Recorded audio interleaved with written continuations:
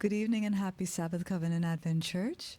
And good evening and happy Sabbath to those of you who joined us online. Welcome back for our evening study. And I pray that you'll be richly blessed as we spend the remaining moments of the Sabbath together. I'll ask you to please take up your hymnals and turn to number 422.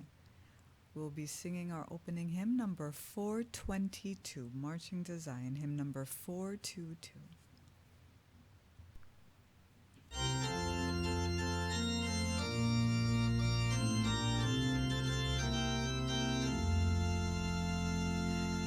Come we that love the Lord, and let our joys be known. Join in a song with sweet accord, join in a song with sweet accord, and thus surround the throne, and thus surround the throne.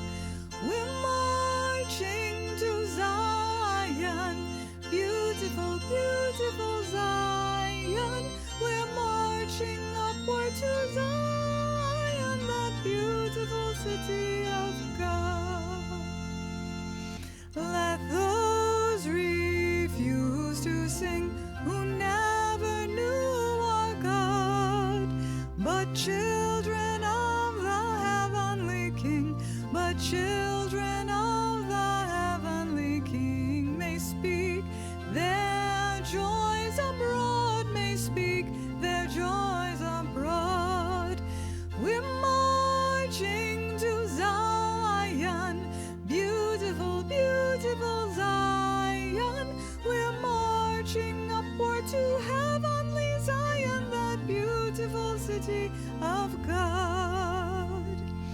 The hill of Zion yields 1,000 sacred sweets before we reach the heavenly fields, before we reach the heavenly fields, or walk the golden streets, or walk the golden streets. We're marching to Zion, beautiful, beautiful Zion. We're marching upward to heavenly Zion, that beautiful city of God. Then let our songs abound and every tear be dry. We're marching through Emmanuel's ground. We're marching through Emmanuel's ground to fairer worlds on high, to fairer worlds on high. We're marching on to Zion, beautiful, beautiful Zion. We're marching upward to heavenly Zion, that beautiful city of God.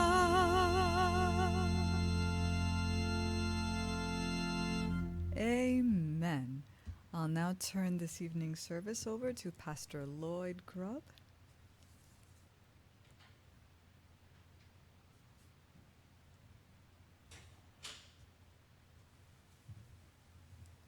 Good evening again, everyone, and welcome to this evening health seminar on brain health. And we're looking here at brain health, and we more focus on Alzheimer's disease. So may God bless you. Let us pray. Our Father, who art in heaven, I pray that you may be with us. May you guide us along in our walk in this life. May your grace be upon us, we pray, for Christ's sake. Amen. So we're looking at Alzheimer's disease. Alzheimer's disease is what we're looking at here, and we're focusing on brain health. And so brain health we're not looking at because we could look at dementia and various different other things. So Alzheimer's disease is what our focus will be, but brain health. So how to naturally heal and prevent brain deterioration, and some of the solutions that we'll deal with for Alzheimer's disease will be dealt with in general for how to prevent and deal with other forms of illness. And I gave some of the answers this morning in the sermon when we talk about drugs and alcohol. And so that's one way to prevent damage for your brain, is to stay away from drugs and alcohol. And so the aim again is to help prevent brain deterioration. In John chapter 10, verse 10:10, John 10:10, says, "The thief cometh not but to steal and to kill and to destroy. I am come that they might have life and that they might have it more abundantly." So, again, brain health is another example, or dementia, or anything where you're losing your memory, you're losing your recall, the ability to recall information because of damage to the brain, is definitely one of these ways that it is being stolen. It is a theft that happens that is very bad for each of us. Alzheimer's disease carves out large holes like pieces of Swiss cheese, so in the brain. So if you have seen pictures of this, most actually, I believe you probably have, you know what I'm talking about there, where it basically damaged the brain to the point that the brain started looking like he has holes in it or damage to it. A neuron, also known as neuron, or nerve cell, is an electric excitable cell that process and transmit information by electrical chemical signal. The electrical chemical symbol, the neurons in the brain get sick, become dysfunctional, and die. The brain become abnormally shrunken is another thing that happen. So the size of the brain go down. The excitable cells called a neuron that receives electrical impulse by chemical impulses, electrical impulse that are sent. These impulses are not able to fire, and so the brain is not firing literally, as all some people say. The brain becomes smaller, and so the capacity becomes decreased, and the speed becomes lessened. They say if you're talking to someone, and within a space of, can't remember if it's like a minute or so, and or yeah, no, a little bit longer, but if you're talking to somebody in general conversation, and in a conversation, and they're pausing too often, too frequent, probably I think it was sometime like three times in a conversation, as if they can't remember, because this is something that we normally do. I'm talking to you, and I want to tell you that John went somewhere, and I'm like, what's the name of this person? And you do that too often, within the space of an hour, it could be early signs that your the electrons, the neurons are not firing, and it's not recalling, not pulling the memory from wherever it's stored. We store memory similar to how we store memory on a computer. And so, but with a computer, normally if you type in a word, the key phrase will trigger. So the same way the computer works is a similar way that we have to retrain the body. More on that later. So learning memory disappears. Another thing that happens, learning and memory disappears. So the ability to learn new information, the ability to recall information start to dry up. Then you know something is wrong. Alzheimer's account for 60 to 80% of all cases of dementia, which mean dementia is the deprive of the mind. So the mind is being deprived for some reason, is what we're here this evening to talk about. Alzheimer's disease is slow and progressive shrinkage of the brains characterized by two particular type of neuronal damage, clumps and plaques of the sticky gunk called beta amyloid or beta amyloid, and tangles formed by another toxin known as tau.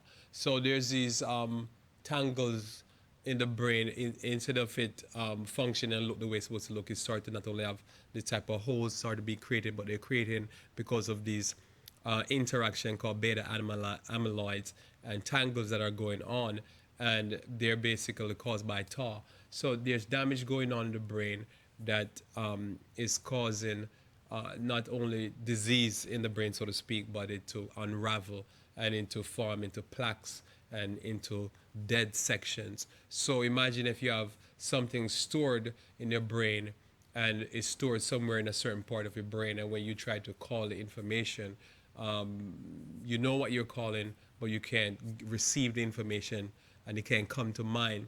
It's simplistic how the brain works. In a simple way, that's how the brain works. So that damage now start to create damage that you see on the right side of the screen. Well, the right side of my screen, it will probably be the left side of your screen. So if you look at that damage, that's the damage that starts to happen to the brain. The brain is getting damaged.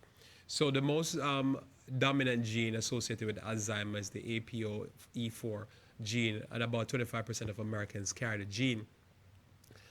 Disturbing facts from 2008 report titled "Environmental Threat to Healthy Aging" by researchers in the Greater Boston Physician for Social Responsibility.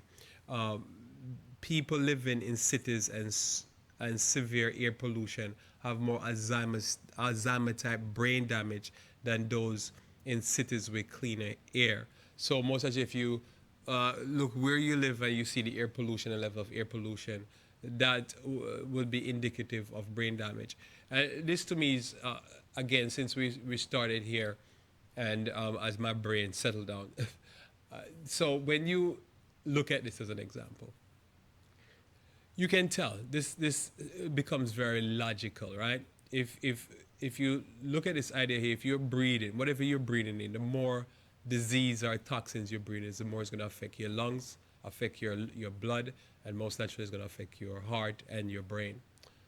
So one of the solutions to keeping our brains healthy, one of the solutions to keeping our minds working for a long time, the solution would be to um, make sure you have always fresh air that you're breathing in.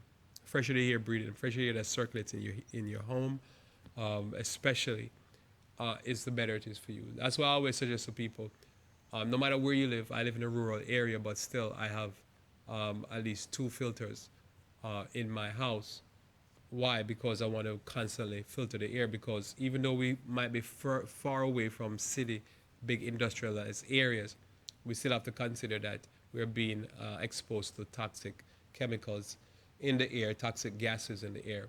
So you always have to try to add even mechanical solutions. Even though we're not there yet in my solution part of the presentation, still just want to say here that this is how you would approach brain health. And so as I say, I'm using Alzheimer's as a way to um, deal with what solutions would I bring. So if you're living in big city areas, have ways to address this because your brain is being affected by day in, day out, breathing in toxic air and concentrating that air and abusing the brain over the period of time. So keep that in mind.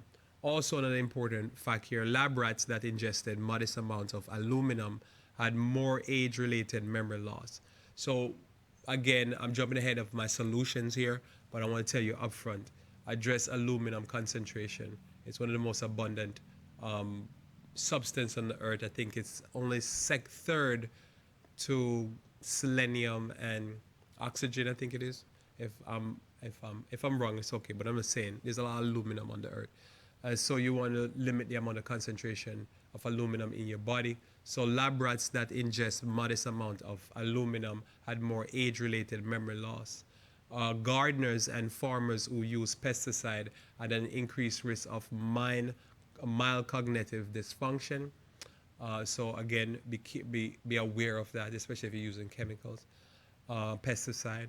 Among a thousand people, those with a history of exposure to a variety of environmental toxins, um, an onset of cognitive decline 10 years earlier than normal expected. So if you're working where you deal with other environmental toxins, for whatever reason, whatever job, whatever career you work in, you have to be aware of this type of research and take it seriously. Now, I know there are those who won't take it seriously because the attitude most have, if they can't see the damage, if they can't see the pollution, they don't believe it exists and they believe this is just a lot of exercise in nothingness. But remember, we're not only dealing with things like viruses and bacteria that we cannot see, but they can affect us very negatively as they multiply in our bodies and cause damage. We are also dealing with things that other things that we can't see readily or we just cannot see, but it doesn't mean they don't exist. Again, if you look at water and the water look toxic because it's brown, then you normally say, well, that water look brown, it look murky, it look like it's filled with toxins or just filled with sediments or whatever. But if you look at water and look clear, but it's running near, say, a nuclear site or some type of site, that doesn't mean the water is good and clean. So one has to be aware of the one surrounding, aware of certain tests that are available, and not ignore this. I just wanted to say this because I think there's a certain mindset that if it's not happening to somebody I know, and if it's not happening to me, if I can't see it, I don't believe it, and that's not true. As I say, you could look at a stream and it might look like it's okay, but up the road is a dangerous chemical plant that is oozing its waste. The groundwater, you can't see the toxins in groundwater. Doesn't mean that toxins are not there. So that's why I always say to people, have minimum in your home, at least a whole house charcoal filter. Somebody say, but the water I have is good, the groundwater is clear. Just be careful, that's all I'm saying. So anyhow, so if you have an exposure to this, don't say, well, I have exposure to this, but we're all going to die one day. You don't want to die one day, but you start having Alzheimer's disease 10 years before your time. So you're in your 40s and you start being forgetful. That's not fun. So go ahead and do what you can for yourself to start cleaning out your body. We're going to talk about some of that in the next few minutes. Many researchers now see Alzheimer's and other forms of dementia as disease of lifestyle as well as genetics. So if you remember a few years ago, and I'm quoting from this book here, you can see the book there. All of a sudden I forget the name of the book. It's on Alzheimer's disease, written by this person called Carter. It's a 2010 book. I remember if you look at this a few years back, if you remember, and you can raise your hand if you remember this, everything was focused on genetics. More and more, what they're realizing is genetics play a large role, but lifestyle pull the trigger. So you can have a genetic predisposition to a lot of diseases, but if your lifestyle pushes the genetics to work against you, it will work and you will get the results. The results will be very definite, and it will make it seems as many years ago that it's only genetics, but it's not genetics. What it simply is lifestyle. So this is where now I'd advise you and I would encourage you that what you do for yourself is very important, and the genetics will just give you a harder fight, but you can fight. So again, lifestyle is a big part of um, Alzheimer's disease. Alzheimer's disease has some of the same lifestyle origin as heart disease, diabetes, obesity, high bad cholesterol, and high blood pressure, and physical inactivity. In other words, fast food restaurants is a good example of it. Lifestyle disease, a heart disease, fast food restaurant, diabetes, fast food restaurants, obesity, fast food restaurants, high bad LDL, which is low density lipoprotein, low density lipoprotein, which is the cholesterol that is in our body that's easily oxidized if oxidants eat it, if the oxygen eat it. Well, that's also the bad food. High blood pressure, fast food restaurants. Physical inactivity, doing takeouts. So this is part of what it is. So the lifestyle is a big factor. So we have to consider what the lifestyle we're living and change those things, and we get different outcomes. The dominant Alzheimer's genes can mutate or magnify or partially subdue by your lifestyle and environment. So notice there, this is where many of the science are going right now. That you could have a lifestyle disease, it's real, it's powerful, but your genes is really there and it's being triggered by the lifestyle disease. But you can overcome the lifestyle disease still with the same genes. The genes didn't change by simply changing the lifestyle. And all of a sudden you start getting improvement from the lifestyle. So that's why we talk so much about lifestyle here. Why do I believe lifestyle is important? Because lifestyle is something you can change. The genes you're born with, you can't change it. The genetical makeup of your body, whatever is strong in you, whatever is weak in you, you cannot change that. But you can change your lifestyle practice. So why, to me, worry too much about the genes that I have or the genetical makeup? Let's just focus on know the genes I have and know what weakness I have, but let's just focus on how to fix that. High saturated fat, high sugar diet boosts brain levels of beta amyloid. This is this thing that causes the Swiss cheese destruction in our brain. A toxic protein blamed for the spread of Alzheimer's disease. You can see where that came from. Experiments show that physical exercise is more effective than any known drug in protecting the brain from damage leading to Alzheimer's and memory loss. So this again, this research here is coming from the University of California, Irvine, by this researcher Carl Kottman. So powerful statement there. What you say? This here is you could take all kind of drugs, and for so many diseases, so many problems we'll have, exercise is a powerful solution. for this problem. So you want to have brain strength. What you do, you want to exercise. And I know this to be true, and you've experienced this, you know this to be true. When you hit that wall, anywhere close to a wall or anywhere where you have to press yourself, you feel the most pressure mentally in your brain. What they have shown over the years is that when you put your brain under that type of pressure, what happens is the pressure causes your brain to grow. The functions of the brain increase. The brain literally will increase. And even if the brain has damage to the brain will even grow new pathways so to exercise that function. So it might not be possible fully to fix some of the problem, but some of the problems you can overcome by creating new pathways. And they've shown this. They did an experiment on a child, an observation on a child that had lost function and lost their ability to play piano after the child had an operation. And after that, they thought the child would never be able to play piano again. And by the sheer force of pressure, exercise, trying, the brain developed a new method to compensate for the lost section of her brain after they had removed a section of her brain. So it's amazing what God can do with just effort and natural remedies and so forth. So keep that in mind, consider that well. I talked about this earlier because I pulled it from this presentation for this morning presentation. Heavy drinking pushes you 2 to 3 years closer to Alzheimer's disease. So notice this is not anything to do with genetics. This doesn't matter if you have genes or not.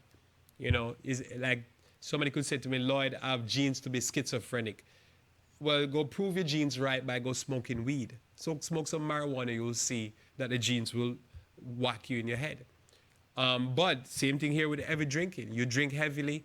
If you have the genes, you say you are one of the 25% of Americans who have the genes of Alzheimer's, and you go drink heavy drinking, well, you're going to really accelerate that gene, and that gene's going to work against you. But even if a person does have the gene for Alzheimer, heavy drinking will destroy the brain, because that's what it's doing. It just basically mauls the brain. Heavy drinkers also carry the APO4 gene, can expect the onset of that dementia 4 to 6 years earlier. So it's just going to push it forward faster. Binge drinking among older people is creating what we call a silent epidemic, and it's increasing alcohol-related dementia. Brain shrinkage occurs in areas in the brain that are targeted by Alzheimer's in the frontal and temporal lobes, right? Critical for planning and memory. So imagine if you want to, well, you see that happen there again. I say imagine. Well, there goes it if you're drinking, right? So if you're drinking, your imagination get killed. And if you plan, well, part of planning is to imagine what tomorrow is going to bring. That's part of the function of the brain. That's what makes us different from animals. Well, that's going to be damaged. So when our brain shrink, our ability to think and to plan and to make decisions become damaged. I imagine if that's happened to you when you're younger because of the fast food lifestyle, the cake and ice cream lifestyle, the drinking lifestyle, you can see the damage. So what's the solution then? The solution then is to eat a healthy diet and to maintain your sobriety. In the frontal and temporal lobes, critical for planning and memory. The anterior cingulates gyrus for attention and executive functions. So you can pay attention. You have ADHD and ADD by just simply the brain is shrinking. The hippocampus for long-term memory, and basal ganglia, control of movement, right? So even for movement, so when our brain shrink and get damaged, all of these things become damaged because the brain, for all these functions, just go. Brain of obese people looks 16 years older than the brain of overweight people, and the brain of overweight people 8 years older than normal weight individuals. So a person who maintain high body mass index, a person who maintain too much fat, and that would decrease their circulation, would be having years. So imagine if every year you maintain high amount of body fat, you're decreasing your circulation, and you're limiting the amount of food, the amount of oxygen you get to your brain. So the brain is beaten up, tired, and old. And it goes by 16 to 8 years, 8 to 16 years older, just by limiting the circulation and limiting the amount of good food that you feed the body that feeds your brain. You know what's fascinating about this is that as the years roll by, you can say, you know, somebody goes out there and eat one bad meal. I really don't do anything. I guess it's like sin. It's not it's bad, but it's unless it's sin like Adam and Eve. All sins are bad, but I'm just saying it does something, but it don't do anything per se.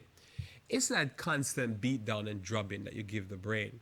And just imagine if every day you get up and you feed the brain all these fake foods. 10, 20 years down the road, it's a beat down. Physical exercise, a nutritious diet, mental stimulation, stress reduction have their greatest impact when people combine these strategies and continue them for several years. Notice again, for several years. So we're talking about several years of beatdown or several years of treating your body well. So exercising, eating a nutritious diet. Imagine when you put in food in your body and you say this food is the highest quality food. All right? You're feeding yourself the highest quality food. That means you're saying basically, I'm putting in my body the highest quality nutrition that's going to feed my heart, my liver, my kidney, my brain. And I'm going to feed my brain the highest quality nutritious food. For mental stimulation, I'm going to give myself, so I'm going to feel better about life. And for stress reduction, we're going to talk a little bit about that. So, lifestyle impact of the disease. Scientists at the University of Edinburgh studied the brain of 34 deceased intravenous drug users of heroin and methadone and compared them to the brain of 16 young people who were not drug users. Their examination revealed brain damage in the drug abusers, damage that is usual only found in much older people. Damaged nerve cells were found in areas of the brain involved with learning, memory, emotional well-being, where similar damage found in early stage of Alzheimer's disease, right? So what's going on there?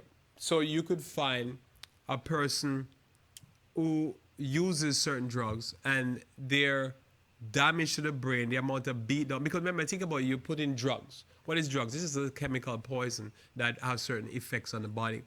And you put in all these dangerous chemicals that are especially synthetic chemicals, and chemicals are potent inside the body that will, you know, at certain doses will kill the person.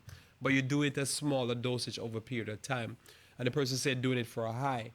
The brain of that person is just beat down. It is profoundly damaged.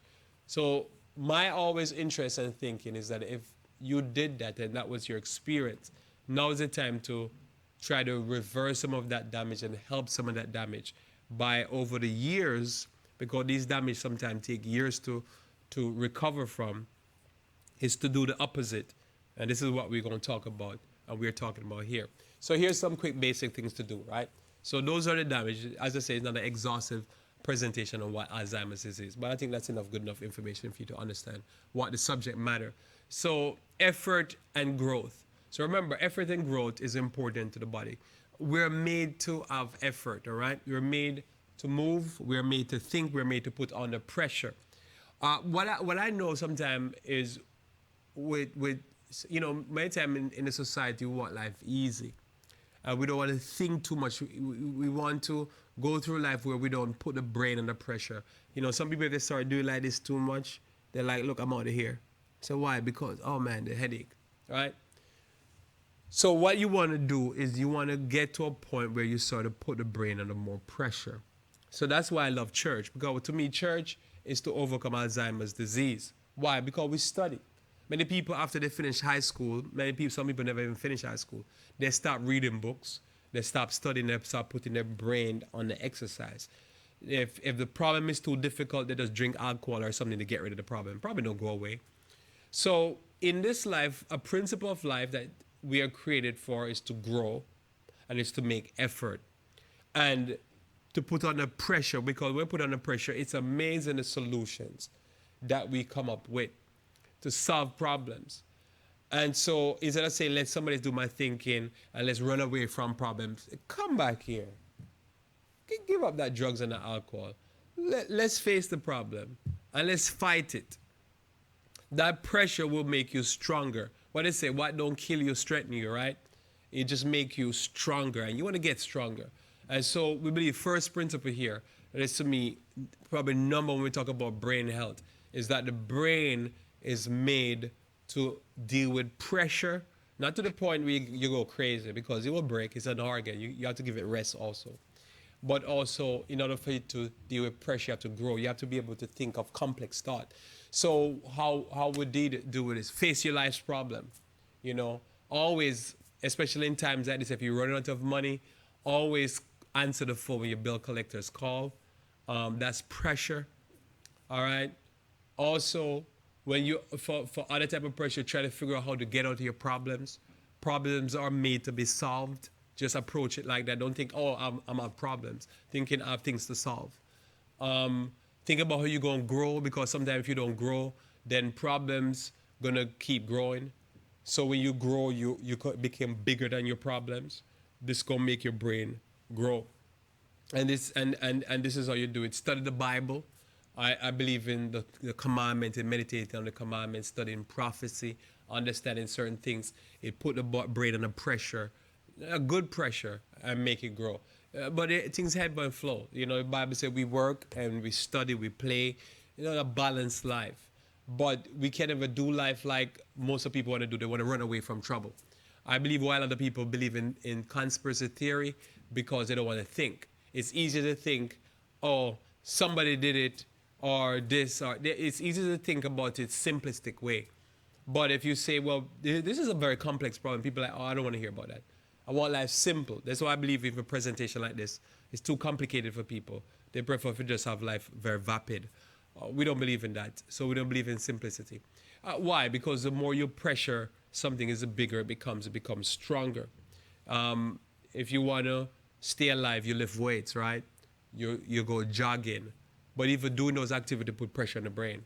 And they've showed experiments, they've done experiments where just by people lifting weights, running, those type of activity, because it put pressure on the willpower, it makes the person's brain grow and the neurons become faster.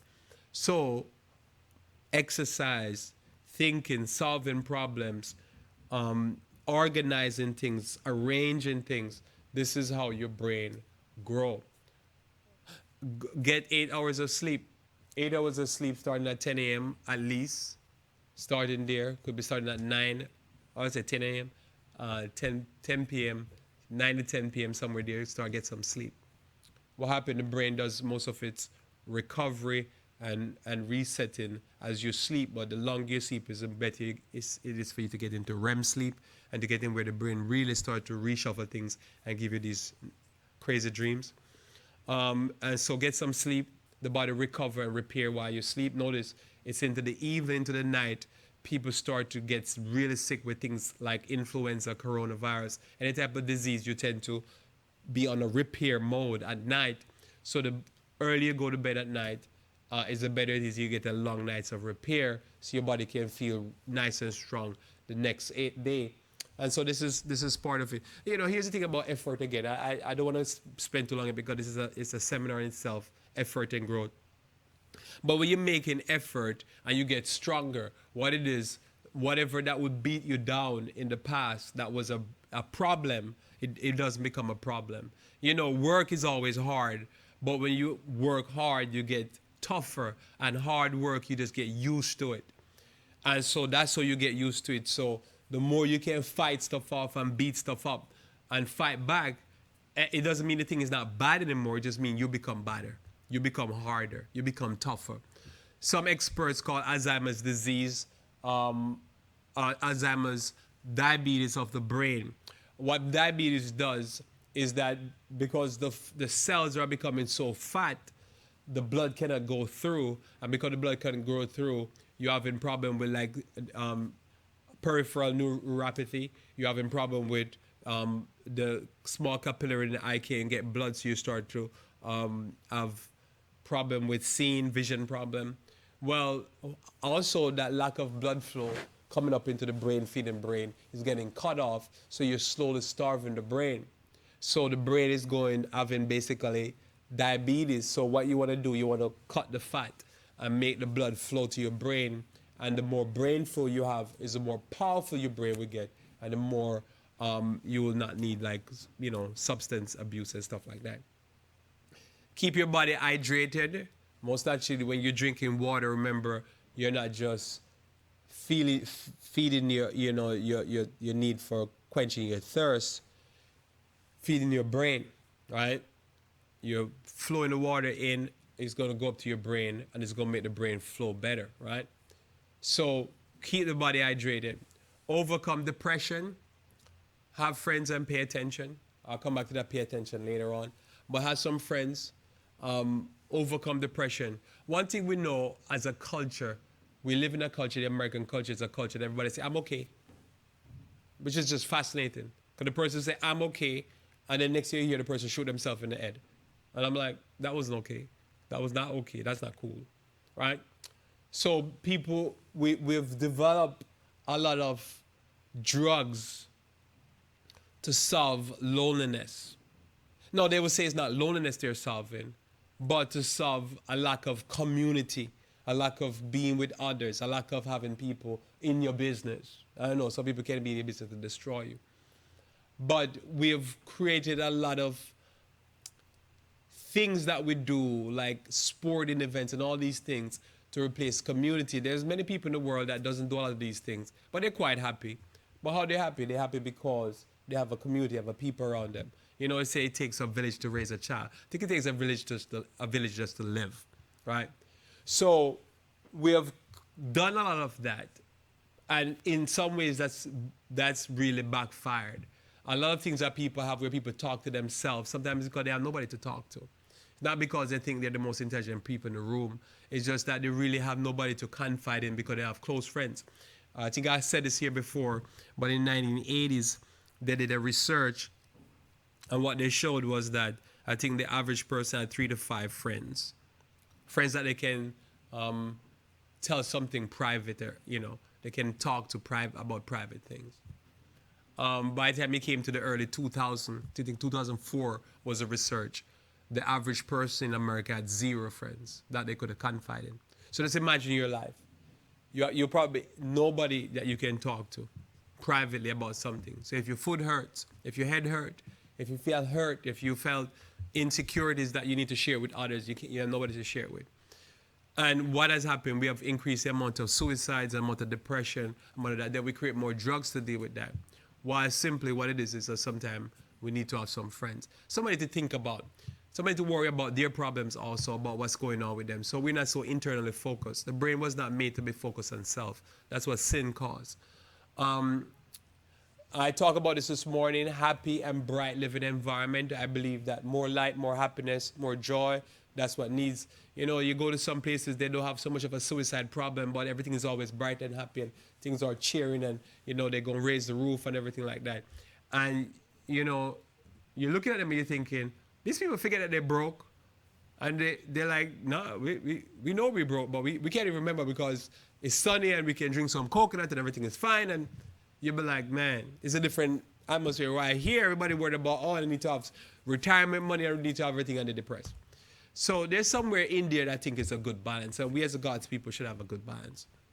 We should still worry about saving some acorns for the future, but we should go have life a little bit lighter and brighter. Don't paint your room, please. If you have depression, don't paint your room purple.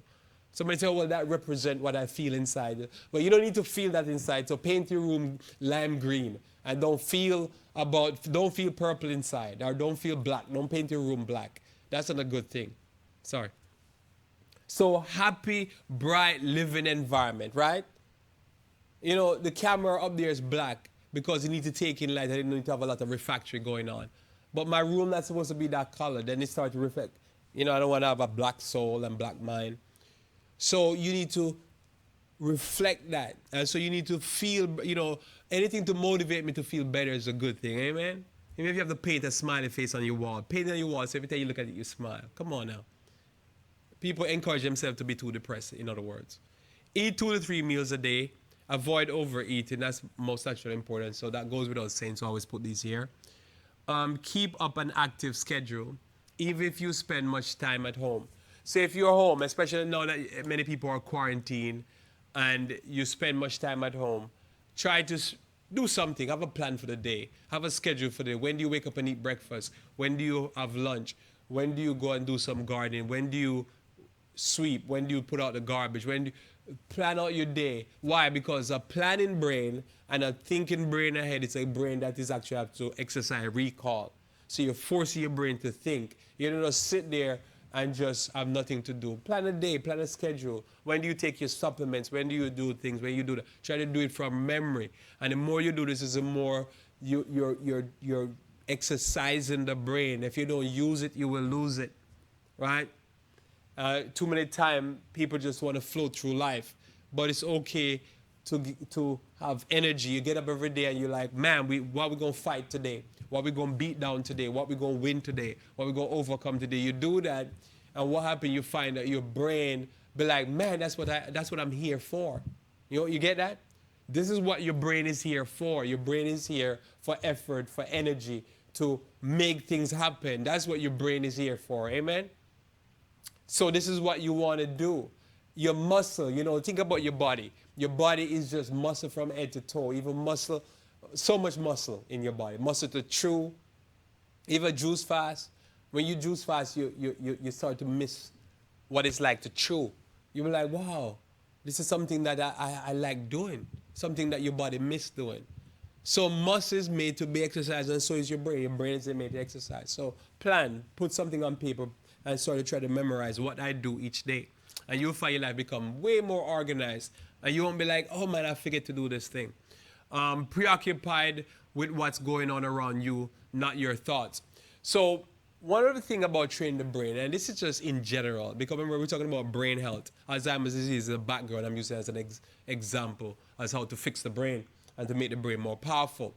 To make the brain like the brain of Daniel, which is 10 times better than all the wise men in down there in Washington, D.C. So notice here, you're preoccupied with what's going on around you. What they have shown is that people who are not concerned with what's going on around them and they're preoccupied with their own thoughts, their brain loses function. So one of the ways to increase your brain power is to be preoccupied with what's going on around you. As a matter of fact, it's a way to increase your feel good or your lack of feel good or not, your neutrality in your brain, and to decrease depression. Because you find depression and preoccupied with yourself becomes part of it. You think about too much of your thoughts and yourself and what bad happened to you and what people said bad about you. Oh man, you can get so depressing. So what you do, you preoccupy what's going on around you. Preoccupy. What's that over there? How did it get there? When did it get there? Why is it there? You sort of take note. You see, notice we don't focus. Our mind and our eyes focus automatically. So, how you get your brain to work better is that you don't just let it automatic focus. You're focusing and you're focusing on you force the brain to focus in, or you choose to focus in on something. So in other words, I see the clock. I start to say, the design of that clock. You start to take note of things. Somebody come up to you, they say, oh, my name is Lloyd Grubb. You say to yourself, his name is, and you repeat the name. Or you say, what's your name again? And you make note of the name. And you try to make note of something about the person that is important to you to remember. Because why? Memories form when we take information in and when we have something to associate the information with. Associate. That's why you could smell something for the first time. 10 years later, you smell the thing again, and that smell triggered the memory of when you smell it the first time. Why? Because there's an association, there's an event, and an event that you mark. So that's why it's a time you mark around what's going on around you. And then whatever happened, you're better to remember because you remember it happened with such and such and such. Okay, I remember. That's how memories form. So a person could go through life and say, I don't remember anything. Why? Because they're not paying attention to anything. They don't pay attention to their surroundings. They don't pay attention to what was there, what was happening, what's the color, what's the this, what that, and they miss things all the time. And then, so the brain basically is not getting exercise. So be preoccupied with what's going around you, the people in your life, what's happening, when it happened, how it happened, mark it and try to recall it. And when you do this, what you find is that you train your brain to hold information, just as you can train it not to hold information by ignoring everything around you. And you find a lot of people moving in this direction, they don't care. That's their attitude. And the brain is like, you know. Remove aluminum, antacid, cookware, filling that is in your teeth that has aluminum. So remove aluminum. As much as you can, remove aluminum, because they have shown in many research that high concentration of aluminum is in the brain of those who have Alzheimer's disease. And so you want to have good memory. I just think it's just a good practice just to take out the aluminum filling. I can't even remember the name of them. Been years since I've said this, but the aluminum fillings out of your teeth, because all of that, they say, over the years leach the aluminum in your body, in your brain, in your blood. Antacid has aluminum in it. Amalgam filling. Oh, you frightened me there. I'm like, where did that voice come from? Cookware, get rid of all aluminum cookware. We already have, remember, aluminum is so ubiquitous in the planet that you don't need no extra aluminum to get in contact with, so you just remove it. Limit your use of anything aluminum as much as possible. Also, eat the heaviest meal at breakfast and lunch, because you want to put your brain under less stress in the evening when it's going to rest. Exercise, increase outdoor activities so you can get fresh air.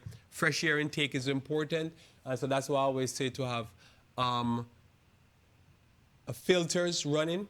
I'm talking right now, I have 2 filters running, one behind me, one in front of me. So the air inside of here is smell so fresh because of the filters running. So very important, right? It feels more refreshing when you have fresh air in your lungs that is just giving you fresh air in your brain, or for your brain, however that is. So fresh air intake important. Address allergies. Anything that will irritate your system, inflame the system, will inflame your entire system, including your blood, including your brain. If your brain is inflamed, you'll feel tired. I know what it's like because I suffer from allergies. So I always have to address allergies, especially May, June, because this is when the pollen count is high. And so when I have allergies, my brain feel a fog on it. And I know what this is like. Cannot be good year in, year out to experience this brain fog and this lack of energy. So what you do, you address allergies, you keep your brain to avoid as much that depression on the brain that's caused from allergens. So this could be milk, this could be pollen, whatever it is, you address it and try to take in as much anti-inflammatory and allergy herbs and stuff like that to keep the allergy down, so that you don't inflame your brain, inflame your blood vessel, inflame your heart, so forth. Personal traits to develop: self-discipline, so very important, to be goal-directed. So what is your goal? You know, if you're there, what's your plan for yourself for this year? Somebody could say, oh, my plan for this year is just to stay alive, because much people are dying. If that's a goal, then work on that goal. Be goal-orientated. Your goal could be you want to accomplish such and such and such. Just don't live life and say, I'm just here to pay bills and eat. That to me is depression. If I had to live like that, I'll be very depressed. I encourage you, what's your goal? What is your plan? What are you doing for yourself? It could be simple. It could be I plan to read 10 books or 1 book a month. I always encourage people, whatever weakness you have, know your weakness, because everybody have to know the plague of their heart and their body. So know your weakness. So know whatever weakness you have, either mentally or whatever weakness you have physically. And then you need to read at least a book a year on that weakness. At least 1 book in your whole life on that weakness. So if you say to me, Lloyd, genetically or physically, my lifestyle has caused me diabetes, or I have liver problem, or kidney problem, or heart problem, well, when was the last time you read a book on that? You know, what are you doing? You exercise your brain, but also you're studying about your disease. I tell people, you should know more about your disease than your doctor, unless I guess he's a specialist. And you definitely should know more about your disease than I should. And again, I'm not a specialist. I just study all of this stuff. So if this is Whatever your weakness is, at least read a book. Go find the best book you can find on whatever that disease is. If you have a liver problem, go find the best book you can find on a liver problem. Read about that. If you have an autoimmune disease, if you have an addiction, if you have something, go study about it. Read the best author you can find. Know about it and come teach me something. And I'm going to use it in a seminar, if you don't mind. So this is what it is. So and that could be just a goal. My goal, my purpose right now is I'm going to learn about this disease. I'm going to learn how to treat it naturally. And you'll be amazed that you could end up being a person who cracked the code and help so many people have health over this disease when they didn't have it before. So that's why I believe it's important to be goal-orientated. Be scrupulous. Other way you could say that is to be very diligent at what you do. That will make your mind more powerful. Be purposeful. Just don't go about life and exist in life. It is amazing to see how many people just get up every day and just hang. They just like become a beach bum and just hang. And that's life. And then when at a certain point their carcass is going to drop dead, I mean they're going to drop dead, they're going to take the carcass and throw it in the ground. And you say, what was the purpose of that person's life? Just to, I guess, eat and sleep and pass, waste. We can't live like that. We have to have some purpose in our life. Be dependable. That means be that person that they say, you know what, Penn, we're going to count on these people to deliver such and such. Why sometimes I try and, there's all these ideas will come to my mind, but I've learned over life, sometimes I need to just execute what I'm already doing. Does that make sense? So if I tell you I'm going to be here at 5 o'clock every Saturday, by God's grace, I'm trying to. Every Saturday evening or Sabbath evening at 5 o'clock, I'm going to do a health presentation until the end of June. I'm just trying to be dependable. Now, I have way more ideas to do, but I don't know if I can execute them because there's only 24 hours in a day. So it's better sometimes to execute less and be dependable because that's part of your power. You're becoming better at what you do. Painstaking. You know, they say somebody just painstaking approach to whatever. Well, normally, as I say, if you go to somewhere and they are 5-star service or 4-star service, you say they're very painstaking. Their attention to detail make them that you can put 4 stars or you can put 5 stars because they think about it, right? They think about this. They be like, whoa, they think about this. How brilliant of they to think about this, you know? So that would be painstaking. You know, they say this thing was well engineered. What is it? What do you mean well engineered? They thought about something that you never thought about. You know, I remember Brother Green was telling me about one of the cars he was dealing with, and he was working on that. On the armrest of the car, they make it warm. They can be warmed up. So just in case you're in the car and you probably don't have a long sleeve or something, you put your hand on the armrest and you felt it cold. They said, we'll fix that for you. I don't know if that's necessary, but they can fix it for you. So you don't have to have that difficulty of leaning your hand on the armrest and feel it cold to touch. You can feel warm, right? And you say that's painstaking, and that makes the brain goes into overdrive, and the brain loves it because the brain says, that's what God made me for. Remember, the brain is one of the enigmas in life because the brain is made, each of our brains are made to hold an eternity of information. You can never overstock the brain with information. Just imagine from you being young to now how much information you have learned, and many of it you can recall. If you can't recall it to the nitty-gritty. And some people have photographic memory, they can recall most of it. And yet you could live until Methuselah, and the brain, you could stock it with information. We're told we will live forever in heaven where we get the new bodies, and we'll be able to hold an eternity of information. You can read books after books after books, and it's amazing the brain will take that information in. You could learn principles after principles, and the brain will hold it in. It's amazing what the brain can do. So be careful, right? You don't have to be a bumbling mess. We can be very meticulous at what we do and very careful because we can learn processes. And it's amazing the amount of processes we'll learn throughout our life to keep us safe. Amen? The amount of things that we have and tools that we have, and we know the way to use the tool and we can use them safely. That's what the brain can do. Be confident in your brain and use it. Don't abuse it, but use it. Be precise, orderly, dutiful. That's good for marriage. Detail-orientated, All of that you can do. And the more you do that, is the better you are at your career, better you are as a person, better you are in every single aspect of your life. This is where we build the brain and we make healthy brains. Another important thing to do is avoid head and injury, to avoid head injury. So hence, you do not play in a sport that's going to have anything banging in your head. So don't make people thump you in your head. Don't make people kick you in your head. Don't make people tackle you and slam you down. Don't, avoid all of that. So CTE, that's what they call concussions. Anything that causes concussion, avoid it. As I said, don't make people banging in your head. Some helpful herbal remedies. We're going to talk a little bit more about that in a second. Is ginkgo biloba good for memory and recall? This is something I take on a daily basis because I say energy and memory is important to me. Hawthorn berry is important for circulation. This I don't take it daily, but I take every so often. I take some hawthorn berry. It's good for the heart, to make the heart beat in a steady, healthy manner. Ginseng, something I take on a daily basis. It is a herb that is good for as an adaptogen. It helps you adapt to stress.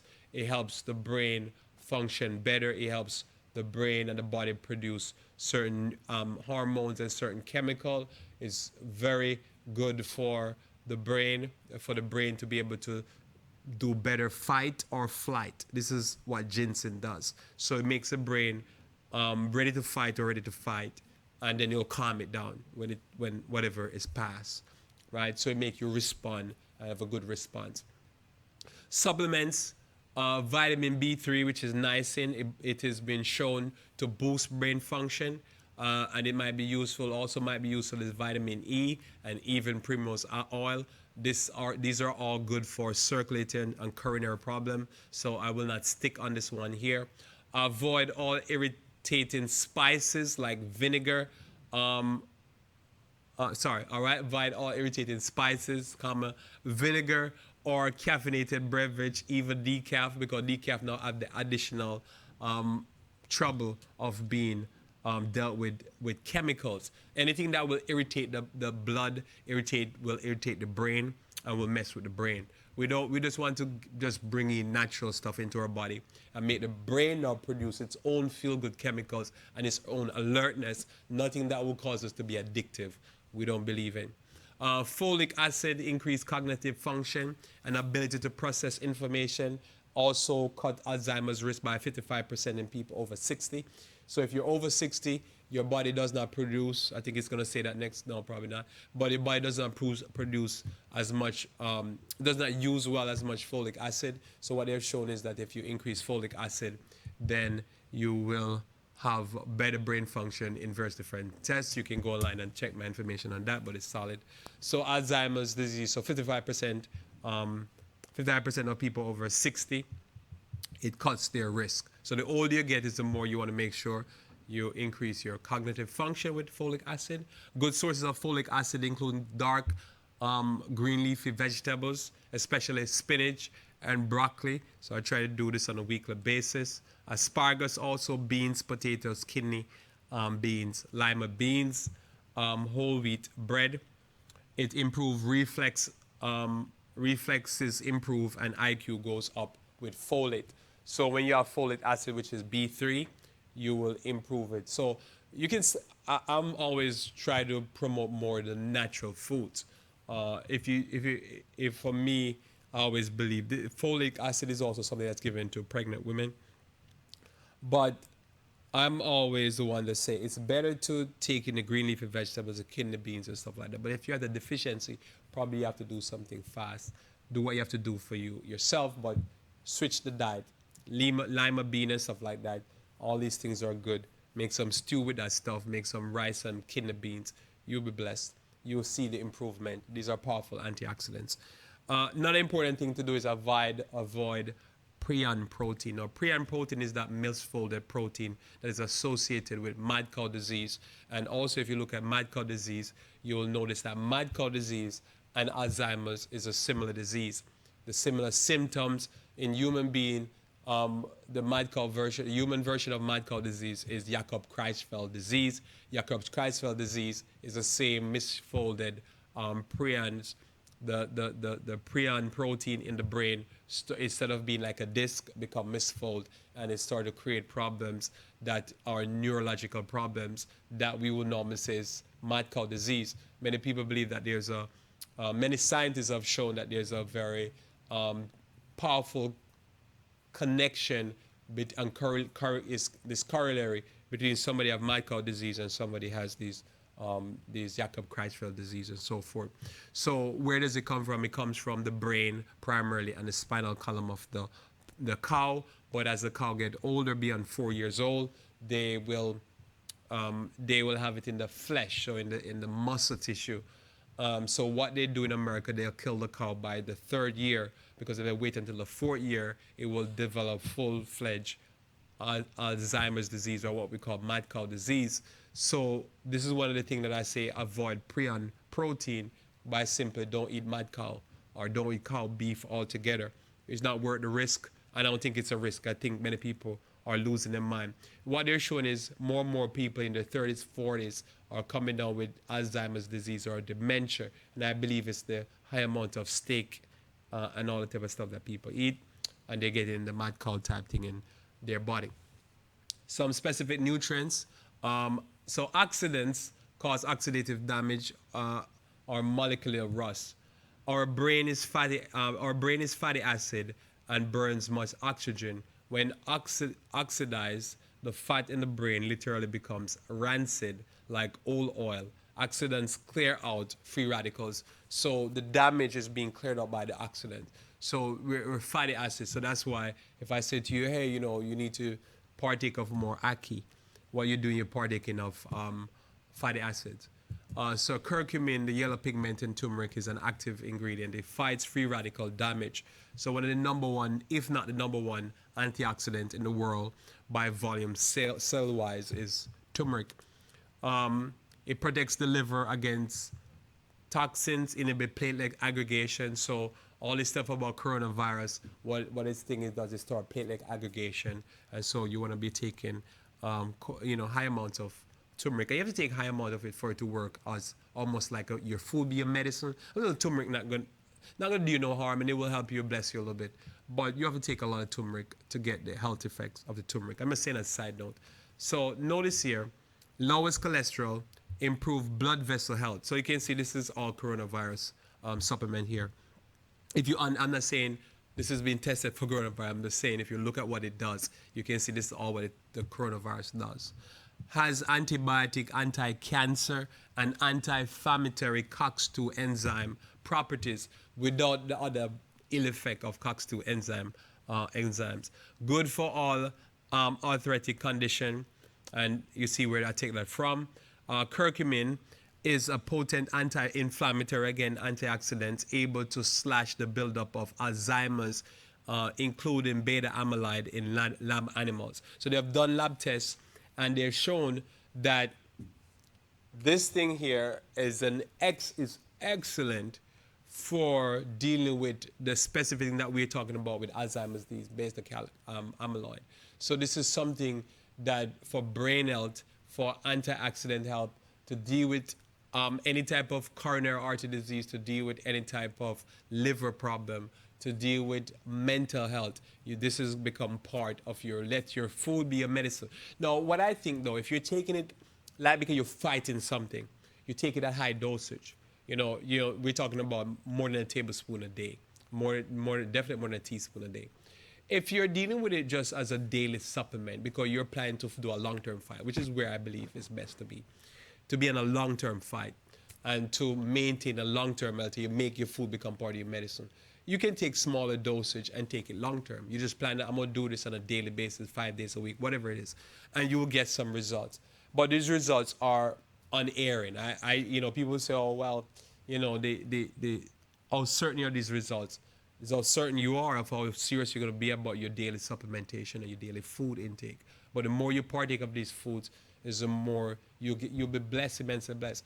I'll give you an example because sometimes I do these seminars, I do a health presentation. But right now at home, I have frozen turmeric, the turmeric cut in slices, and I have fresh turmeric that is not cut, just bought it from the Indian store. I have fresh ginger, and stuff like that. So sometimes I'm making my smoothies and I make like a fruit smoothie.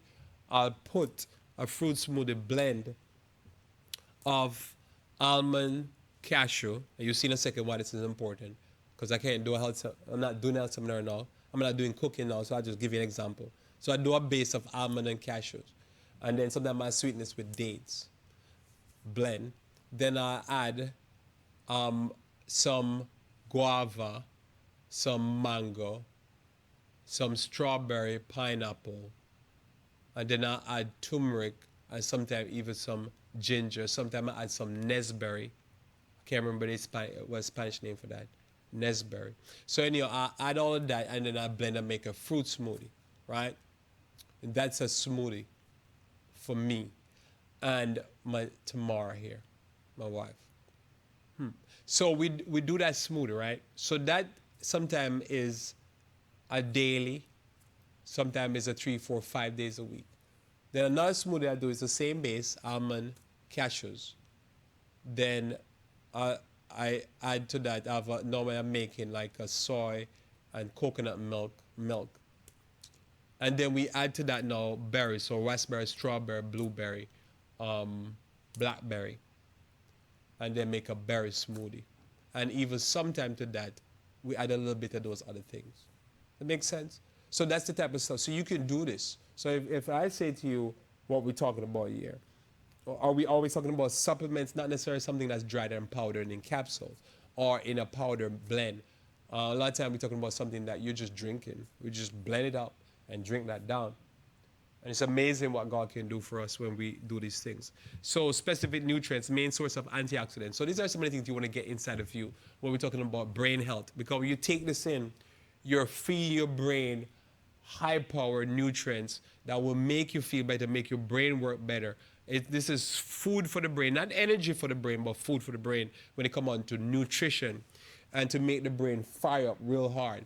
So black raspberry, elderberry, raisins, blueberry, artichoke, cranberries, dry plum, black currant, plum, black berries, garlic, red raspberry, and the rest of that. Because remember, part of the problem with coronavirus as an example is that with coronavirus, what it is that to take down the blood clots and to take down all the different oxidative damage that is happening because of the disease, you need antioxidants. Well, the antioxidants you need, they're gonna need to be able to fight. One of the big antioxidants you need is glutathione. Well, guess what makes glutathione get created in the body? Two big things for glutathione is turmeric and also milk thistle. Milk thistle is probably the go-to. Milk thistle and turmeric are the go-to natural source to make your body produce glutathione, which is actually the thing that's going to take a lot of this oxidant and oxidative damage that it's causing in the blood vessel to the epithelium for coronavirus. So in the future, I'm going to close up the quarter, I think, where I'm going to do another seminar where I'll have to go back over some of this information and show what are the antioxidants that will reduce the damage that is happening because of the virus.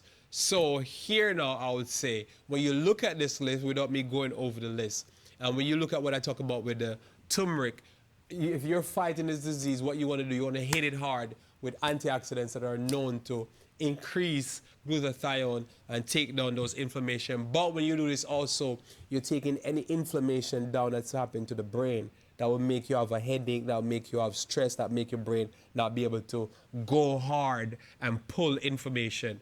And that's what you want to do. Omega fatty acid, I mentioned this morning. Again, here we go with more information about omega-3 fatty acid. Because remember, our brain is like fat, you know. So, but it's not like fat, it's fatty acid up there. So National Institute of Health recommend consuming at least 2% of their total daily calories as omega-3 fatty acid. A person consuming 2,000 calories per day will need to eat at least 2 grams of omega fatty acid. Some nutrition experts believe that people should consume at least 4 of their total calories, approximately 4 grams of omega fatty acid or omega fats. So normally this is what you see over and over again. If you take the recommended dosage, and if they say you need two gram, so 1,000 milligrams. You go to the natural people, they're gonna say you need 2,000, 3,000, sometimes even more. So anywhere near there and even above, you experiment for yourself and see what you need. Because here's the thing: if you have a deficiency, what's gonna happen if you have a deficiency is that where now the government will say you need 2 grams, and somebody natural will say you need 4 grams. What's going to happen is that your deficiency could cause you that you take 4 grams, I ain't doing nothing hardly for you. And you say, hey, this not working. And then I say, why don't you up that? Because you're so way behind that you need to up that. You need to up that to 8 grams. So you took 8 grams, you're like, whoa, this thing is working. Because your deficiency. I'm not saying that's going to be your situation, but I'm going to tell you, many times a deficiency, you'll be amazed what you need to build yourself up. And I think that's what often I say when I do a talk like this. People might say it is not effective, and they might think, oh, it's not effective, because they don't understand. They're so backed up. They have not been eating real food in so many years that what they need is even more to make it work. And so you have to experiment yourself. Probably take 2 grams and you're good. You feel like my brain is doing better. I feel more energized. I feel more alert. I feel more attention. I'm having better recall. 2 grams was what you need. You do 4 grams, you're like, oh, I feel okay. You do 8 grams, you're like, no, we're talking. And I've known this, I've had this experience in my mind. You could be more deficient in one nutrient than everybody else because your body just doesn't process it properly. So somebody probably deficient in folate. What did the normal recommended folic acid gonna do? Nothing for them. Somebody said take the recommended dosage is too much for them. You gotta know for yourself. So what we're talking about here, again, omega-3 fatty acid found high concentration. Some of the highest you find in flaxseed. So every now and then that's why I buy flaxseed oil and supplement on it. How you supplement on flaxseed oil? You make your food be a medicine. You pour it on, when I say pour it, squirt it out, whatever the recommended dosage for the day, on say your salad. So instead of using olive oil sometime or using other type of oils in your salad dressing, somebody just use the omega fatty acid, the flaxseed oil. It is expensive, but you use it there. You take your flaxseed, it'll make, because flaxseed is very fishy in taste. It tastes like fish because it's a similar type of oil, and it's a good substitute for fish oil. So what you do, you take the flaxseed and you put it in your smoothie, but you probably put less because it will make the smoothie, you throw off the flavor of it. But you blend it that way, you take it that's actually the best way to take flaxseed is blend it fresh. But that's what you do. And it will give you 1/4 cup. Nobody normally will eat that amount, but 1/4 cup of it will give you about 7 grams of fatty acid, which would be 156% of your daily recommended dosage. So you can see there. Walnuts, as I said this morning, walnut look like the brain. Each side of the walnut is like one side of your brain. Well, you can see God is so good. It's like giving you a cue. Here, walnuts looks like the brain. It's like each side of the brain. And you find that it's the next second highest thing on the list that you can get your fatty acid, omega-3 fatty acids from walnut. It's not going to smell as whatever. But here you can make like a vegan version of the Special K loaf or some loaf using walnuts or use walnuts in certain type of cooking. And you find that to be a blessing. Notice here as an example, it's there also that you can get 4 ounces in weight of a Chinook salmon, and it'll give you still less than what you'll get from walnuts. So you make a walnut patty, a walnut loaf, you make it like a patty for a burger, for a sandwich, use walnuts in it, and you'll find that you get a better, per volume, you're gonna get a better results. 1/4 cup of walnuts going to give you better results if you eat that than if you eat a piece of salmon. So you go for the more plant-based, less mercury. You're better that way. Soybean, 1 cup of soybean cooked will give you 22 grams. So soybean going to give you your tryptophan and highest amount of tryptophan. So you're going to start feel good because you can use the tryptophan to make serotonin. Soybean's going to help you do that. Then you use the soybean also. So if you use the soybean, well, I said the tofu earlier. But now I was talking about soybean. But if you jump the list to tofu, soybean and you start to do that to your diet, what's going to happen now? You're going to be able to produce tryptophan, but also you're going to get your omega-3, so your brain is being fed all over the place with some soybean and so forth. Winter squash, kidney bean, you can see the recommended dosage there. Scientists have known over 25 years that animals allowed to gorge on bad fats become dumb and dumber. So you have good fats like your omega fatty acid, your omega-3 fatty acids, and you have the bad fats like your deep fried food, your deep fried cheap fast foods and so forth.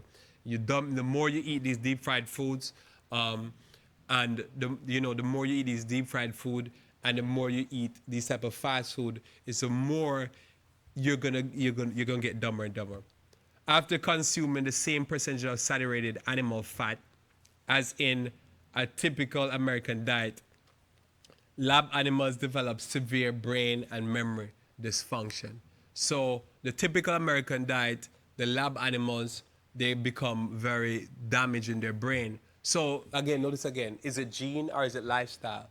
Is it fast food or is it the gene? And what we're knowing is like the more you eat dumb and dumber food, the more you eat all this processed junk food, is the more your brain become dumber and dumber. So the person's dumbness is not because they want to be dumb, it's just the food. Remember, it was Daniel diet and lifestyle gave him 10 times more brain function than the wisest men in Washington, D.C. Monosaturated fats, monounsaturated fats make brain cells smarter and more efficient and less prone to Alzheimer's disease. Monosaturated fats include olives, avocado. So the more avocado, the more you have some guacamole, is the more you're going to be healthier. Olive oil is about 75% monosaturated fat.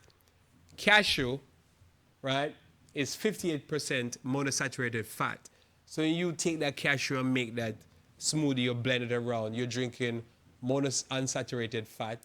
I hope I'm saying that right. Monounsaturated fats, and you're going to reduce your chance of getting Alzheimer's disease. Macadamia nut oil, grapeseed oil. Well, I mean, who can afford macadamia nut oil? But I'm just saying.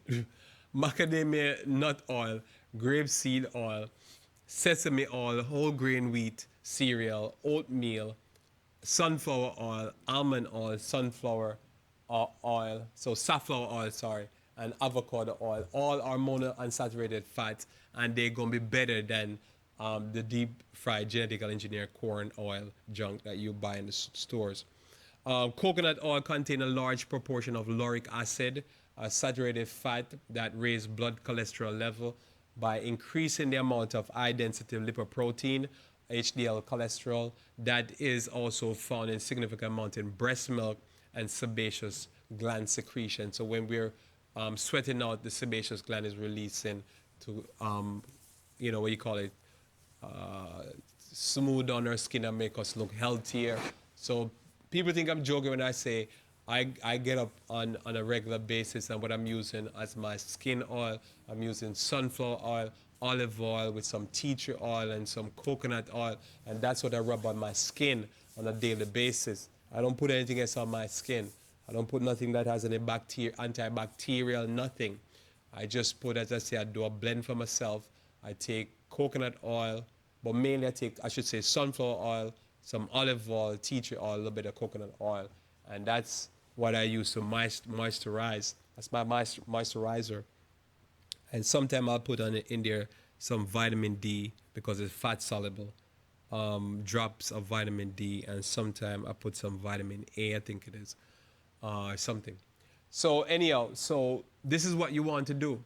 And so you notice here, the breast milk, when a child comes out, the breast milk is sweet, and it has similar things to coconut oil because it's very protective in the body, and it protects the body from other damages that could happen in the body. So you want to partake of that. Drink some coconut and eat the flesh. To function optimal, the brain needs a constant supply of choline. I'm sure you heard about this through life. Aging brain fizzle without it. For one thing, nerve cells require choline, which is to fire, right? To synthesize the memory neurotransmitter acetylcholine, which dries up in Alzheimer's brain. Sources are wheat germ, peanut, pistachio. So you get some pistachio, eat it, you feel better. That's a good thing. Cashews again, almonds again, spinach, cauliflower, Brussels sprout. So you can see that if you have a diet that is filled with these things, you're automatically feeding your brain and you're making your brain work better. Be on a moderate exercise program, 40 minutes, 3 to 5 times a week. Nutritious plant-based diet. So these are the things that you must do. Go plant-based diet and increase the consumption of various foods. Increase your mental stimulation. Consider learning new language, music, subjects. Consider coming back next week and stick with us for Sabbath school midday service. Stick with us for the health class.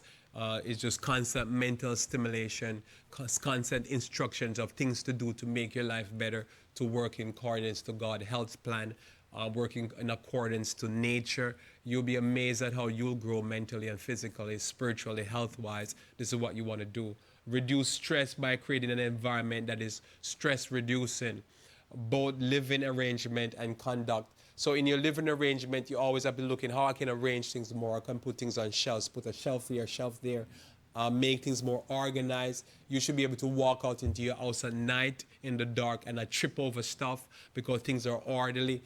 You know, think about a person who is a hoarder. That's a person who is not moving forward in their life. They can't get rid of junk in their life. They're holding on to things. They need to be able to let go and let God. Amen. Let go and let God and start to be like God. God is a God of order, a God of law. When you work like this, you can feel your brain feeling better. You can feel when the cutter goes. You go into your fridge and start throwing away stuff. You go into your cupboards and start throwing away stuff. Don't regret anything. Just get rid of it. Buy new stuff. Make things lighter. Make things brighter. And all of a sudden, your brain will start become brighter and lighter. Go buy a filter. Start drinking more water. Start studying your Bible. Studying subjects and matters. Study about health. Read a book. And you'll find your brain will grow. Your neurons will grow. You'll get healthier. The brain can do this. We close on 2 herbs. Bacopa minera, which is Brahmi, is used to treat Alzheimer's disease. This is one of the herbs I take on a daily basis. It is used for attention deficit disorder, memory problem, Parkinson's disease, anxiety disorder, stress, and irritable bowel syndrome. So before I go anywhere, this is one of these herbs I take on a daily basis, right? So there's many things that I talk about here, and I tell you, I talk about what I know personally. What I know personally, when I say personal, I mean by reading books. I'm reading the information to you. But this is something I take on a daily basis, and this is something I experience physically inside of my body. If I know that I'm going to go to bed too late at night and I have a problem where I want to wake up and have attention and I want to be focused, go to herb here, Bacopa minera.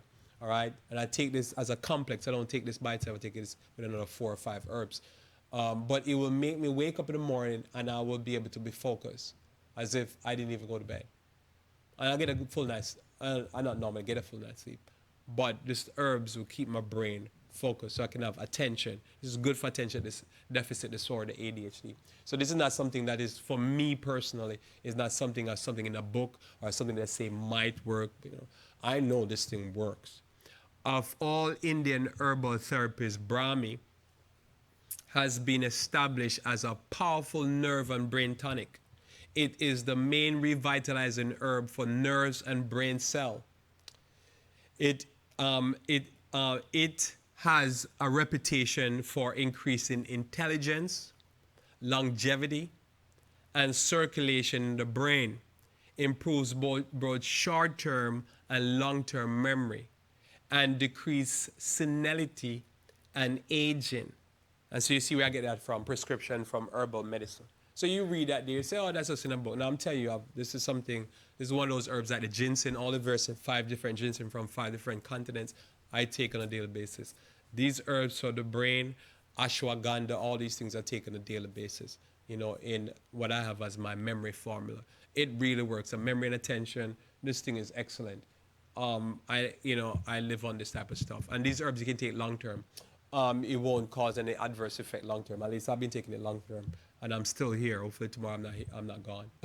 So gota cola again, another herb I take on a daily basis. This one I take with the Brahmi. Gota cola is an Indian herb used to restore concentration and memory. Gotu kola is traditional use for poor memory, head trauma. So if somebody said, Lord, I used to have people punch me in the head. This is a go-to herb. This is another go-to herb.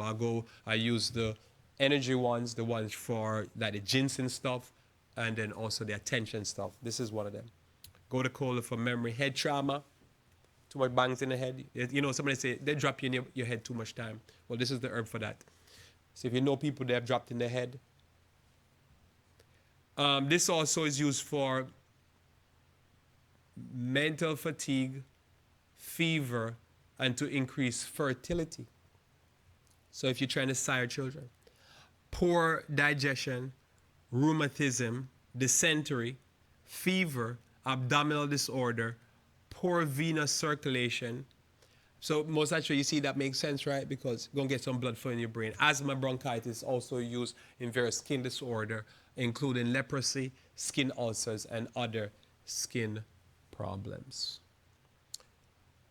In 3 John chapter 1, verse 2, says, Beloved, I wish above all things that thou mayest prosper and be in health, even as thy soul prosper. So God wants you and I to prosper, amen? God wants you and I to be in good health. God has created so many things in nature that as you see there, the man losing his brain because the wind is blowing the leaves off the tree.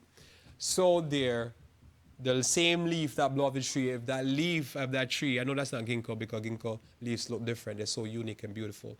But if that was a ginkgo tree and it was getting the leaves blown off, you should take that leaf and eat the leaf. And if you eat the ginkgo leaf, you'll have better memory. The ginkgo is a powerful herb to increase your memory. That's another herb I take on a daily basis. So with that, we stop there with our brain health seminar. I pray that by God's grace you will practice those things and you follow through and practice these things. At this point, if you have any questions, you can go right on ahead and feed them online, whether through the phone of the church, which I don't see it here, or you can put it on Facebook, YouTube, the church website. Any question on a straightforward discussion here on how to improve your brain health.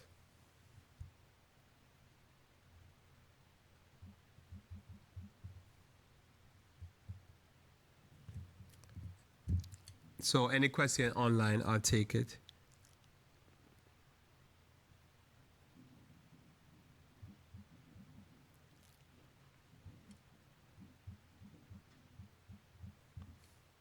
Oh, you don't have the mic? Okay, sorry.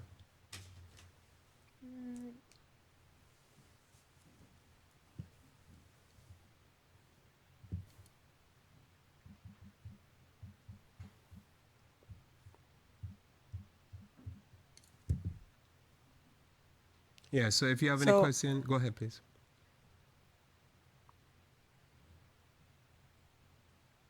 our first question is coming from YouTube. Brother Ernesto would like to know, is the coconut oil good or not good?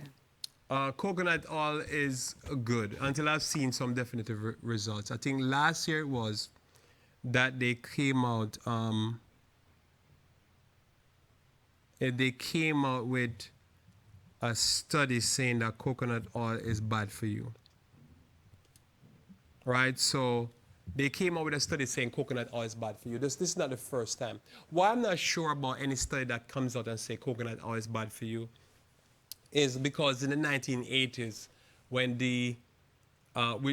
when I'm sure probably all of you here are familiar with this, but when they wanted to kill the coconut oil market so they can introduce this oil here that is from the rapeseed oil, which is called canola oil. When they wanted to introduce the canola oil, they got scientists from different parts of the world, especially in America here, to come up with studies saying that coconut oil is bad for you. And they did this, and when they did that, they damaged the coconut oil market, and the rapeseed oil market, which was coming in primary out of Canada and England, took over and replaced the coconut oil. Coconut oil became, again, more popular again for multiple different reasons. People use it as what they call oil pulling in their mouth. People use it to cook with, fry with. It has a higher burn rate. You can take heat. And then people use it for memory problem. People that having Alzheimer's, they swear by it. No, I'm not having those memory problems, so I don't use coconut in that sense. But some people use it as a supplement. So the coconut oil and coconut water and coconut everything blow up again, and then I think it was last year, the year before, they came out with another study again saying coconut oil is not good for you. The thing where I go by is if you look at most countries, it's hot and people are out, but there are certain countries that use a lot of coconut oil and they don't have the brain health problems that they have in the rapeseed oil environment. So I'm my definite answer is for me. I've seen these results. Until I see clear results, the coconut oil is good for you. I don't know what they're talking about. I've not seen information to say that except for that one study, and that study would need more explanation of who published the study, who funded the study, and so forth. Until that is clear, in my mind at this point here, coconut, anything is good for you. Everything in moderation, most naturally, because all free oils have to be limited to how much you use it. But I cannot see how coconut oil, because we're talking about what is comparable: soy oil, corn oil, not comparable. And most people in those countries use it. But it possibly could be information come out that proves that wrong. But until then, we believe coconut is a good food to use, and coconut anything is good. Okay. Coming from our Facebook platform, Sister Hollingsworth would like to know, are the herbs that you mentioned, especially the Indian herbs, are these easily accessible? Yeah, yeah, these herbs are easily accessible. Uh, from me, it's easy accessible. But no, these herbs are any health food store you go in. All of the herbs here are mainline herbs. These are mainline herbs. If you, yeah, all these herbs are accessible. Goda cola. Remember, these herbs are well researched by major university. The government pay for major research on these herbs. These herbs are well proven herbs. So you're talking about some of the most um, bought herbs in the world are these herbs. Because remember, the brain is a major. Anything to do with the brain and to do with reproductive problems are easily accessible herbs. So yes, so Brahmi, Ginkgo biloba, ginseng, Goda cola, which is Brahmi, uh, any of those herbs that I listed here, ashwagandha, all the herbs I didn't list here, any health food store. They're not, to me, if they're not a health food store, they don't have these herbs. You could go right now to, not right now, but later on, you could go to any health food store, you can get them. Yeah, so these are some of the most well taken herbs and studied herbs in the world. Easy to find peer reviewed journals on these herbs. And so that's why there's some things that there's herbs I've read about and tried to find, I can't even find in the Western world. These are herbs that are grown in America also, but they're grown in India, various different countries, China, Europe. These are herbs well studied the world over. Germany, England. Yeah, so yeah, all of these. Nothing here, I didn't, normally I won't share stuff that is hard to find. So most of the stuff I talk about, if I'm talking about stuff, I'm talking about, turmeric, ginger, cayenne. But remember, when I talk about them, I talk about them as though you use them as season. I'm talking about they use them in daily high volumes. So that's the difference. It's your food not because you measure because you sprinkle something on it. Your food be measured because you're taking it in high dosages. You're taking it on a consistent daily basis. From Sister Hollingsworth from Facebook, is it ever too late to start taking these herbs? Well, the question with anti-aging, and that's some of the topics I'm going to cover in the future, or with anything to do with brain, is it ever too late? No, the answer is never too late to start taking it. Because remember, the neurons have shown that I'll give you an example. Years back, if you remember this, when Superman, whatever his name is, Superman had fallen off his horse in New Jersey here, right? Christopher Reeve. Christopher Reeves or something like that. When he had fallen off his horse and he had damage. I remember when I was young when that happened, or when I was young. I know I'm old. It was said that spinal damage, there's no hope. Brain damage, no hope. So now, as I mentioned, that as things have moved along, that they're seeing that there is methodologies and concepts being developed, being looked upon as being, oh, probably there can be some repair. So what was no years back, 10 years ago, 20 years ago, now science and herbs and all these things, people are realizing, oh, probably if you feed the body, it's amazing what can happen. So I would say that's the line of thinking that I'm always in. My thinking is years back, cancer was just this paradox that nobody can figure out. Now they're realizing most of what we call cancer is diet and lifestyle. And so what do you do with herbs? You start taking them, but also you start to practice some of the things I'm practicing. And you'll be amazed that the brain will improve. The brain will do better. Or you slow the process of damage. So if a person already had Alzheimer's disease, what you're trying to do is slow the rate of damage. How you slow the rate of damage? You focus on two things. You focus on herbs and then the other lifestyle things. You focus on circulation and the other lifestyle things. And what you find is that you fix the blood and then you start to work to fix the brain specifically. You'll get results. What the results are going to be, I don't know. Is the results going to be just slowing the progression or improving? I believe you could even improve. I believe you could improve. I believe anything we're going to go from this point forward, you'll see that what we're talking about is the amazing. What the amazing is that you can reverse the process of aging, where you can start not just look but feel 10, 15, 20 years younger. But that's not going to be by just dabbling some stuff. That means you're going to start doing some stuff hard, taking, copious amounts of vegetables, fruits, herbs on a daily basis, and you'll see the results. The results can be seen. You just have to, it's just going to be a matter of how much you're taking and how serious you want to get healthy. And your body will respond if you gradually, like build it up. Like you have to build up whatever you're doing. So you don't really crash all of it. You kind of give it time to readjust and gradually say, look, I'm going to be on this long-term process. And I can show you videos of people who look amazing at 75. Amazing.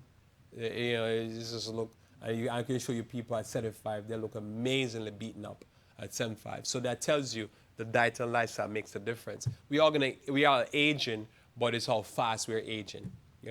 We are gonna get older, but it's how fast. We all lose certain function, but it's how fast. And here's the thing: you could lose a function, and you simply regain it by simply supplementing. So where the body's not producing, you either feed it so the body does produce it, or you give the body directly the supplement, and the body will be like, "Oh, this is amazing." But I always believe you feed it, definitely.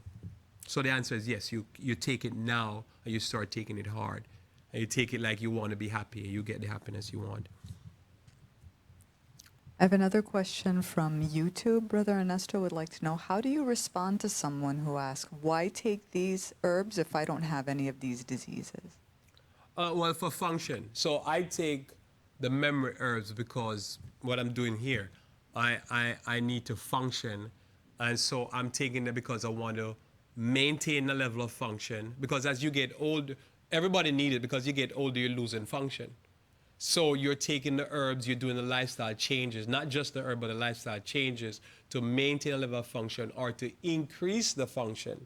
So it's just like if you go exercise, why do people take supplements? Because they're trying to enhance what they have. They're trying to be able to stay longer. Because they know probably if I get half an hour more of exercise, forget about that. If I get 10 minutes more of exercise, my body's going to improve 10, to the rate of that increase.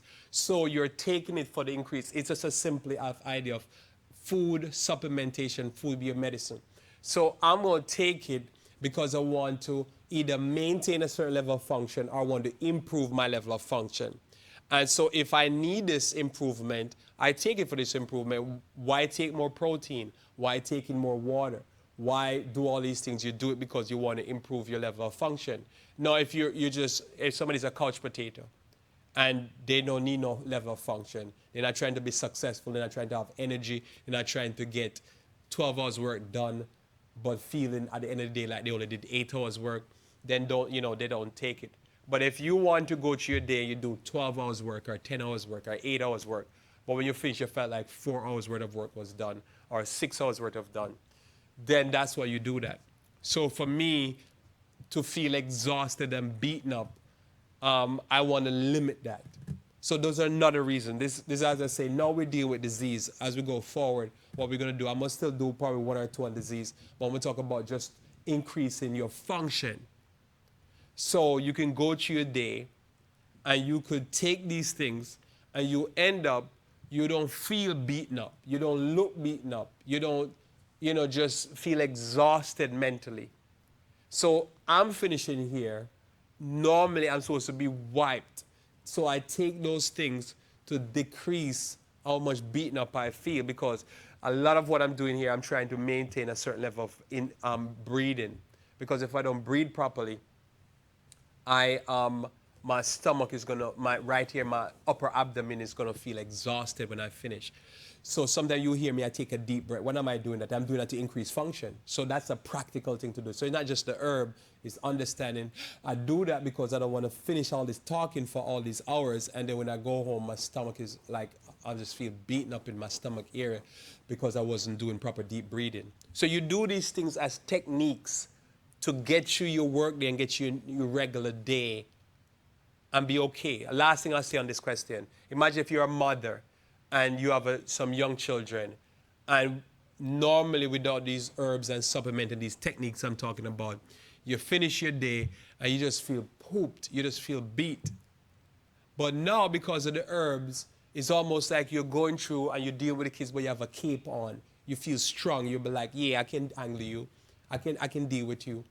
And it's not because you're drinking more water, you're exercising, you're taking more ginseng type supplements, you're taking more mental clarity, a mental health supplement, and now you feel like, yeah, I can handle you little brats, right? That's all it does. It just make you be able to get you there, that beaten up, and your brain you're able to outmaneuver these little rug rats. That's what the cartoon used to be called. That's why you do that. So you do that for function. You do that because you want to be successful. You do that because you want to go through your day and you want to be healthier. And then you don't want to be beaten down, and then now a flu is running around, a coronavirus running around, and you catch it because your immune system is down. You want to be able to stay strong. Next question, if there is. Those are all our questions. All right, so I want to thank you again. As I remember, what we're talking about here is increased function. The focal point per se is not just to deal with something like Alzheimer's disease, but it's how, because for me, I studied this, I'm not studying this because I want to know how to fight that disease, because I'm not thinking about that right now.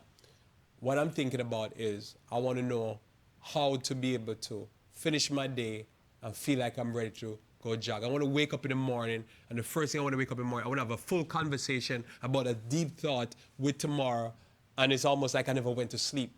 That's what I do this. I do this because I want to have peak performance, peak function at all time. I don't want to take the hit. I don't want to shut down. I don't want to feel, oh man, I'm exhausted. I feel like I'm dragging myself through. You see people like that. They look like their jeans. You ever see somebody, their jeans look beaten and raggedy, and they look just like their jeans. I don't want to look like the jeans. I want to look like I'm fresh, just came from the store, just freshly bought, freshly mint, or I want to look and feel like, I'm a brand new jeans that's never been worn, and, it's not all torn up and all that. That's what you want to feel. If you want to feel like this, you practice these things, you'll feel like that, and you can feel like that at 50, 60, 78, it doesn't matter. And you feel like that apples to apples. If you're 80, you're going to feel better than a regular 80-year-old.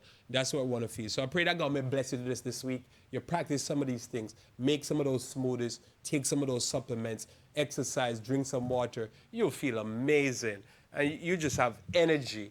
And you want to have that energy. Right, Sister Tamara? Yeah. God bless you. God bless everyone. Yeah, one second. Thank you, Pastor, for the presentation. And I pray that you are all blessed and encouraged to increase your level of health. We will close with hymn number 253. Please turn your hymnals to hymn number 253. Hymn number 253.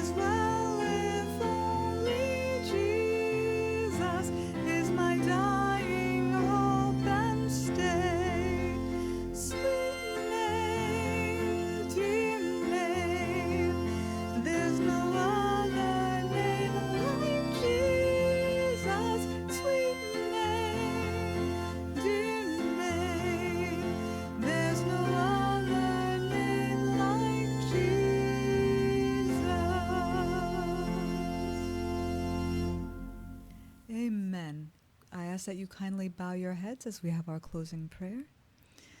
Dear kind Heavenly Father, Lord, thank you for all that you've done for us through this Sabbath and all the blessings that we've received this day. Blessings of rest, blessings of hearing thy word, blessings, Lord, of spending this time with thee.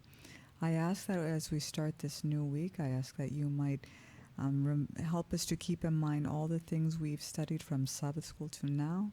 And Lord, I ask that you might strengthen each one of us, that we will take our most important and our most precious resource, which is the bodies that you've given us, and we will do all that we can to enhance our health and to increase our health so that we might be living vessels for thee to encourage others, Lord, and to also be able to do the work that you have for us to do without fainting or without failing, Lord, or without being tired.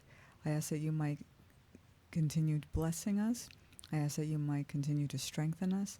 And I thank you, Lord, for all your blessings in teaching us these things so that we might learn and apply them to ourselves.